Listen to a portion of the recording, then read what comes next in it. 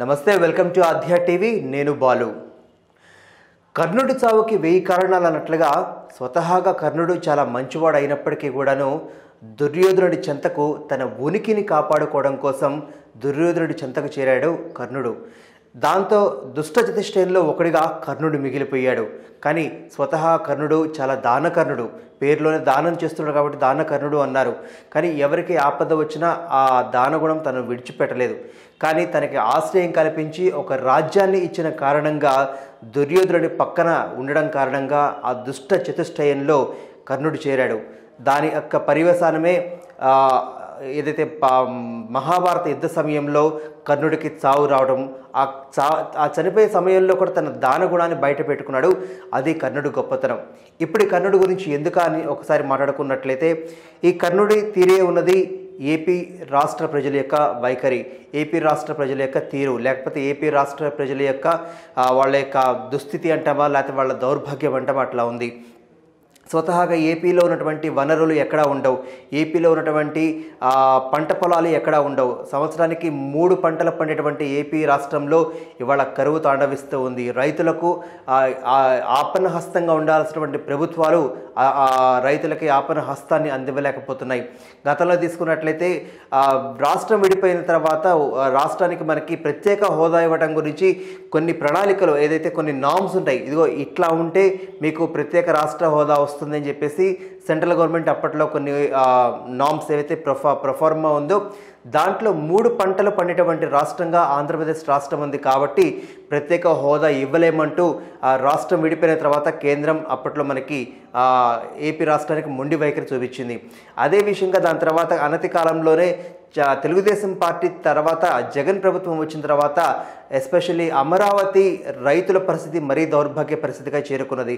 తాజాగా తీసుకున్నట్లయితే ఇట్లా ఒక్కొక్కటి ఏపీ ప్రజల యొక్క దౌర్భాగ్య పరిస్థితి గడిచిన 4 సంవత్సరాలుగా వాళ్ళు అనుభవిస్తున్నారు. తాజాగా తీసుకున్నట్లయితే ఏపీకి పోలవరం ఏదైతే ఉందో అది మణిశిఖరంగా మనం ఖచ్చితంగా చెప్పుకొని తీరాలి. పోలవరం జాతీయ హోదా కల్పించినప్పటికీ కూడాను, కేంద్ర నిధులు ఇస్తున్నప్పటికీ కూడాను చంద్రబాబు నాయుడు గారి హయాంలో దాదాపుగా 70% పూర్తయినప్పటికీ మిగిలిన 30% పూర్తి కావడానికి కూడా ఇంతవరకు ఒక్క పనులు కూడా నోచుకోలేదు.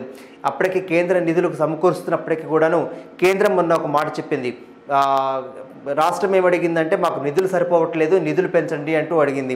దీనికి కేంద్ర ప్రభుత్వం ఏం చెప్తుందంటే, ఒప్పందం ప్రకారం 2014లో ఏదైతే నిధులు కేటాయిస్తామని చెప్పామో అవి మాత్రమే మేము పోలవరంకి నిధులు కేటాయించగలుగుతాం తప్పిస్తే ఎక్కువ ఇవ్వలేమంటూ కేంద్రం మొండి చేయి చూపించింది.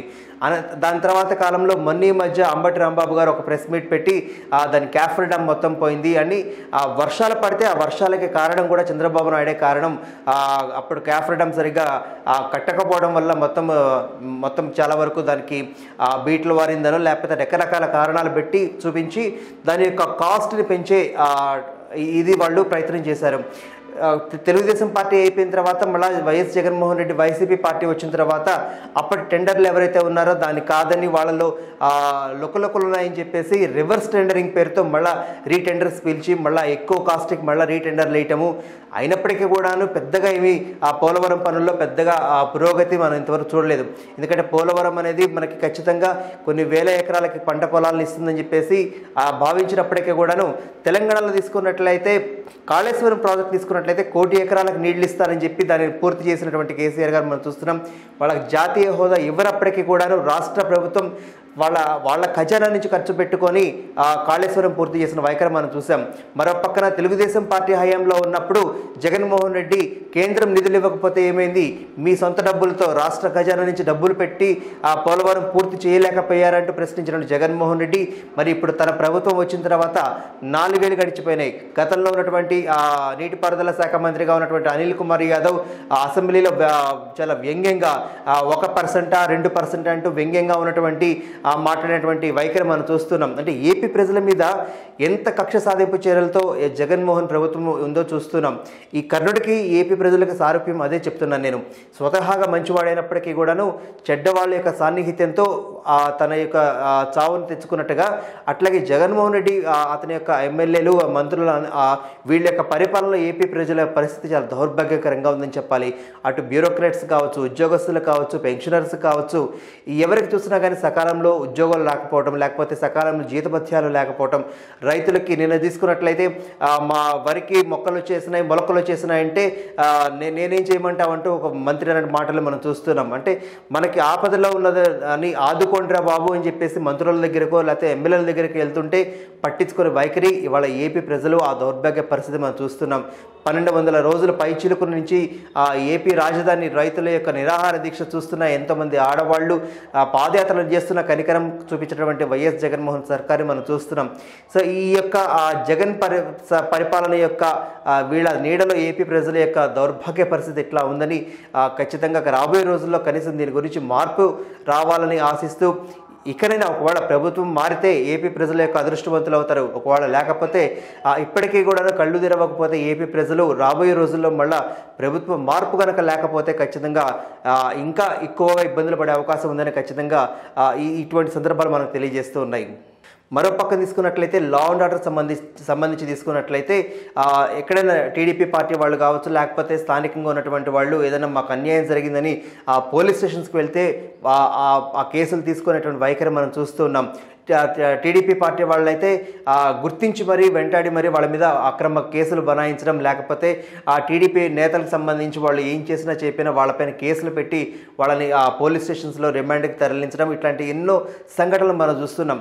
మరో పక్కన ఆ పోలీస్ వ్యవస్థ కన్నా ఏమన్నా కాస్త భద్రత ఉందా అంటే అది లేదు. నిన్న మనం తీసుకున్నట్లయితే కొంతమంది ఎస్పీ స్థాయి ర్యాంకులో ఉన్న వాళ్ళని ఎమ్మెల్యేలు, మంత్రులు వాళ్ళకు అనుకూలంగా ఉండరేమోనన్న ఒక చిన్న అనుమానంతో వచ్చి బదిలీలు అయిన మరుక్షణం ఒక 5-10 నిమిషాల తర్వాతే వాళ్ళ యొక్క బదిలీలని మళ్ళీ నిలుపుదల చేస్తూ మళ్ళీ వాళ్ళని వేరే చోటకి బదిలీ చేస్తూ వాళ్ళకి అనుకూలమైనటువంటి వాళ్ళని వాళ్ళ స్థానంలో ఆ పోలీస్ ర్యాంక్ స్థానంలో వాళ్ళని కూర్చోబెట్టుకోవడం చూస్తుంటాం. అంటే నీతిగా నిజాయితీగా పనిచేసే వాళ్ళకి, ఆ మంత్రులకి, ఆ ఎమ్మెల్యేలకి ఏ రకమైనటువంటి ఉన్నతాధికారులు కావచ్చు, ఆ పోలీస్ శాఖ వారు కావచ్చు, ఇతర శాఖల్లో కావచ్చు, వాళ్ళకు అనుకూలంగా వ్యవహరించే వాళ్ళు, అనుకూలంగా మాట్లాడే వాళ్ళు మాత్రమే వాళ్ళని కేటాయించుకునేటువంటి విధంగా ఆ మంత్రులు చేస్తున్నారు. అంటే మిగతా వాళ్ళంతా నీతిగా న్యాయంగా ఉండే వాళ్ళ పరిస్థితి ఏమైపోవాలి, వాళ్ళు ఎక్కడికి పోవాలి?